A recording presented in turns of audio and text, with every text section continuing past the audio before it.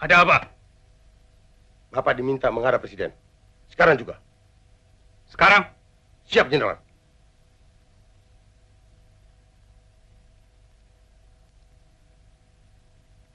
Kalau begitu, tunggulah. Saya mandi dulu. Sebaiknya tidak usah mandi, Jenderal. Paling tidak cuci muka toh dan berpakaian. Tidak usah berpakaian.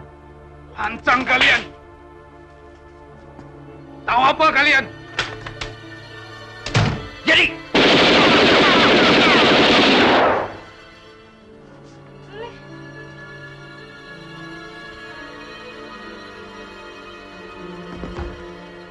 Barusan adalah karakter Ahmad Yani ditampilkan dalam film penumpasan pemberontakan G30S pada tahun 1984. Ia adalah pahlawan revolusi yang gugur di tangan pasukan gelap Cakrabirawa pada peristiwa 30 September 1965. Dalam film tersebut, Ahmad Yani diperankan oleh aktor Pramana Patmo Darmaya yang ternyata juga pernah memerankan ayahnya Rangga di film Ada Apa Dengan Cinta tahun 2002 lalu. Bukan Rangga Sunda Empire ya, tapi Rangga yang ini. Sebagai salah satu pahlawan revolusi, vitalnya sosok Ahmad Yani di level elit kenegaraan Indonesia saat itu memang tidak lepas dari statusnya sebagai orang kepercayaan Soekarno. Namun, hal ini juga pada akhirnya menimbulkan intrik tersendiri di tubuh Angkatan Darat kala itu. Lalu, seperti apa kisah sang jenderal yang pernah nyaris menangkap seniornya sendiri, Jenderal Ahana Sution ini? Get your coffee and let's get it started.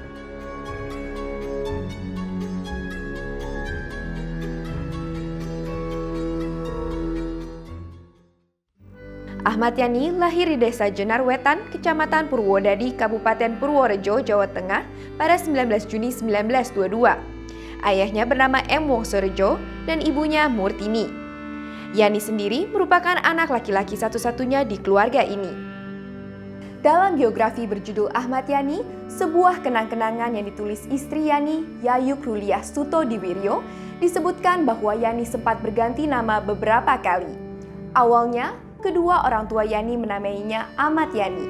Setelah ikut pendidikan agama, berubah menjadi Ahmad Yani, lalu Ahmad Yani, dan akhirnya Ahmad Yani. Sejak kecil, Yani telah menunjukkan kepribadian dan kecerdasan di atas rata-rata. Hal itu lantas membuat atasan sang ayah yang bernama Hulsin, yang merupakan seorang Belanda, lantas membantu Yani masuk ke HIS di Purworejo. Dari HIS Purworejo, Yani lalu pindah ke Magelang sebelum kemudian hijrah ke Bogor untuk menamatkan sekolah dasarnya di tahun 1935. Ia lalu masuk Mulo, bagian B yang mengindikasikan kelasnya adalah anak-anak berprestasi. Mulo diselesaikannya dalam waktu 3 tahun, dan Yani melanjutkan pendidikan tingkat atasnya ke AMS, bagian B juga di Jakarta. Saat duduk di kelas 2 AMS, Yani memutuskan berhenti sekolah dan masuk tentara. Kala itu, tepatnya pada tahun 1940, Hindia Belanda sedang membuka Corps of Leading Reserve di Bandung. Yani diterima sebagai aspiran di Dinas Topografi Militer. Ia dikirim ke Malang selama 6 bulan untuk mengikuti pendidikan lanjutan dan berhasil lulus dengan pangkat sersan cadangan. Tahun 1942, Yani sempat meringkuk dalam tahanan Jepang ketika Belanda dipaksa menyerah oleh Nippon. Bebas dari penjara, ia sempat menjadi pengangguran sebelum pada 1943, Yani masuk Heiho dan menjadi pembantu prajurit di daerah-daerah pertempuran. Eksistensinya di Heiho tak lepas dari seorang perwira Jepang bernama Obata, yang melihat bakat Yani sebagai seorang tentara. Karena prestasinya yang menonjol, Yani yang kala itu berusia 21 tahun, kemudian diberi kesempatan ikut pendidikan Shodancho, atau tingkatan prajurit pemimpin peleton dalam pasukan tentara peta. Tahun 1944, Yani memulai kiprahnya sebagai prajurit peta. Ia menyandang jabatan sebagai Komandan Seksi 1 Kompi 3 Batalion 2 yang berkedudukan di Magelang. Ada cerita menarik di mana kala itu peta menerapkan tata tertib yang sangat ketat, termasuk aturan tidak boleh menikah. Namun, Yani nekat, dan pada 5 Desember 1944, ia menikahi Yayu. Saat Yani melaporkan status barunya, bukan ucapan happy wedding yang ia dapat, melainkan amukan dari sang komandan. Setelah peta bubar dan proklamasi kemerdekaan Indonesia dikumandangkan, Yani tetap bertempur dengan cara bergerilya mengatasi sisa-sisa perlawanan Jepang. Saat itulah ia memimpin sebuah batalion resimen Magelang yang secara organisasi masuk ke Divisi 5 yang bermarkas di Purwokerto, pimpinan Kolonel Sudirman. Perang kemerdekaan menempa, sekaligus membuktikan kecakapan militer Yani.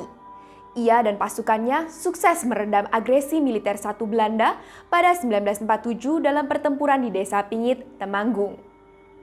Keberhasilan itu kemudian membuat Yani naik pangkat menjadi Letnan Kolonel pada 1948 dan dipercaya menjadi Komandan Wachtreis II ketika Belanda melancarkan agresi militer II pada 1949. Setelah Belanda angkat kaki dan mengakui kemerdekaan Indonesia, Yani kembali diuji dengan tugas mengatasi pemberontakan DITII di Jawa Tengah pada 1952 dengan pasukan Benteng Riders bentukannya. Beberapa tahun bertugas di balik meja staf Angkatan Darat usai mengatasi DITII, Ahmad Yani kemudian menjadi salah satu dari sedikit perwira yang diberikan tugas belajar ke luar negeri, yakni di Command and General Staff College Fort Leavenworth, Kansas, Amerika Serikat pada 1955. Ia juga mengikuti Special Warfare Course di Inggris tahun 1956. Setelah kembali ke tanah air, Yani ditempatkan di Markas Besar TNI Angkatan Darat sebagai asisten 2 KSAD. Dan selepas itu, pangkatnya naik menjadi kolonel dengan jabatan Deputi 1 KSAD. Yani juga kembali sekolah ke luar negeri. Namun, di tahun 1958, karena situasi politik yang memanas, Nasution memintanya pulang ke Jakarta. Dengan bekal ilmu militer kelas tinggi, karirnya meroket setelah memimpin operasi 17 Agustus untuk mengatasi pemberontakan PRRI di Sumatera. Kala itu, Yani telah meraih 1 bintang di pundaknya. Kemudian, setelah momentum pembebasan Irian Barat, Yani diangkat Presiden Soekarno menjadi Menteri atau Panglima Angkatan Darat dengan pangkat Mayor Jenderal, sebelum naik lagi menjadi Letnan Jenderal tak berselang lama. Namun, pengangkatan Yani menjadi orang nomor 1 di Angkatan Darat juga menimbulkan kecemburuan, mengingat dirinya bukanlah perwira paling senior. Pihak yang tak sepakat lalu memfitnah Yani melakukan korupsi karena memiliki sedan mewah bermerek Mercedes, yang di kemudian hari tuduhan itu terbukti keliru. Setelah polemik pengangkatan berlalu, sesuai harapan pendahulunya, Jenderal A.H. Nasution dan banyak perwira lain, Yani dapat menjaga independensi politik Angkatan Darat sekaligus mengambil hati Soekarno. Namun, kedekatan Yani dengan Bung Karno membuat hubungannya dengan Nasution menjauh. Semakin banyak pertentangan muncul di antara mereka. Bahkan, Nasution kemudian disebut melangkahi komando Yani saat Dwi Korra. Ulf Soonhosen dalam The Road to Power Indonesian Military Politics 1945 hingga 1967 menyebut Yani sangat marah atas tindakan Nasution yang melangkahi jalur komando itu. Meski sama-sama anti komunis, perbedaan Yani dan Nasution terlihat dari sikap keduanya terhadap Soekarno. Yani bersifat lebih kalem, sementara Nasution yang kala itu sejalan dengan Maijen Soeharto cenderung frontal mengkritik alunan politik Soekarno bersama PKI. Salim Said dalam Gestapo 65, PKI, Aidit Soekarno dan Soeharto menyebutkan bahwa hal ini membawa konflik Yani dan Nasution ke titik nadir. Pada awal 1965, Yani disebut berupaya menangkap Nasution untuk menunjukkan loyalitasnya kepada Soekarno. Namun, rencana itu urung terjadi karena dapat diredam perwira tinggi lain yang lebih senior saat itu. Memasuki pertengahan 1965, berita sakitnya Soekarno dan makin santernya isu Dewan Jenderal yang dikabarkan akan mengkudeta Soekarno membuat suhu perpolitikan dalam negeri memanas. Yani lantas menjadi orang yang terus diserang sehubungan dengan isu Dewan Jenderal ini, terutama oleh PKI. Yani memang sebelumnya dianggap penghalang oleh PKI karena menolak pembentukan Angkatan Kelima dengan alasan bisa membahayakan negara. Untuk yang belum tahu, Angkatan Kelima adalah unsur pertahanan keamanan yang menjadi gagasan PKI dengan mempersenjatai buruh dan petani. Di tengah kemelut politik itulah, pada dini hari 1 Oktober 1965, pasukan Cakra Birawa menjemput paksa Yani dengan dalih atas perintah Soekarno. Yani yang curiga dan melakukan perlawanan membuat dirinya akhirnya ditembak oleh pasukan tersebut.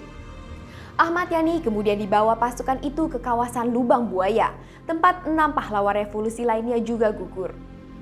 Jasad Yani serta perwira lainnya dievakuasi pada 4 Oktober dan dimakamkan sehari berselang di Taman Makam Pahlawan di Kalibata, Jakarta Selatan. Ahmad Yani pun kemudian diberikan kenaikan pangkat Anumerta menjadi jenderal di hari yang sama. Kisah Ahmad Yani ini memang menjadi gambaran gejolak yang terjadi di militer kala itu, dan benturan kekuatan-kekuatan politik yang terjadi di lingkaran kekuasaan, sebuah pembelajaran penting untuk politik di Indonesia. Nah, lalu bagaimana menurut kalian?